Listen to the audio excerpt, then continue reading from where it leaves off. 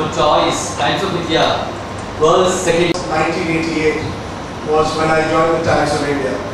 I don't know why I drifted into journalism, but I just enjoy. Often under the jacket and tie, I'm still more than happy to wear a jean. It's a 9 to 5. If you want to keep life as a 24/7 life, good place to be.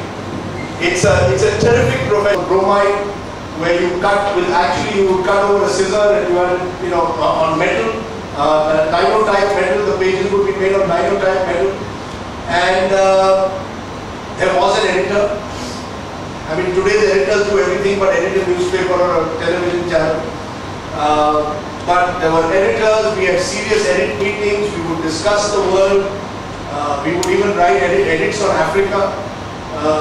It was another world. Today there are no proofreaders. You go to a newspaper, one program for Doordarshan called The World This Week. You would go to Nepal, shoot a nice 4-minute story would go up after 2 weeks of good work. Today a journalist is expected to pull out a story in 1 hour, and it's often 24 hours. I often wonder, what were we going to put on air for 24 hours? How are we going to fill up time? Because our program, and from that 1/2 hour program, today you are in a situation where you do 24/7 news. In 1995 February, we were given a contract to do a ½ hour wonders about the day 20 years ago when he told us that news was a government monopoly. The world has changed. It's changed dramatically for the good and the bad. It's changed for the good also. I covered the Latur earthquake in 1993 in the Times of India. It was one of the most frustrating experiences as a young journalist, because frustrating and terrifying and terrible in many ways, because we reached this small town called Kilari. Sensation, not sense. On a day in December 2000, And a news presenter here.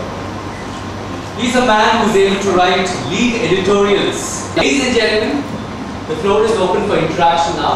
You can shoot your questions to him.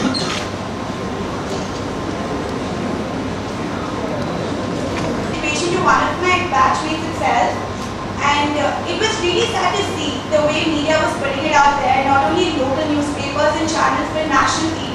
Something that's happening far away, you still don't relate to that. But when it happens right in front of you, and being a student of the college and even otherwise, it was really upsetting and sad to see something like that. what do you about the coverage? So there were certain facts which were not true, which were mentioned. There was, I think, a local newspaper which mentioned the victim's name, which is kind of wrong and shouldn't happen. I'm not saying the rest is not valid, but you make one very valid point, which is that it often takes a terrible traumatic case that happens close to you or to someone you know, for you to finally recognize that how newspaper which published the name of the girl, which frankly to my mind is a complete unacceptable, it's unacceptable. We saw that in the Delhi gang rape as well.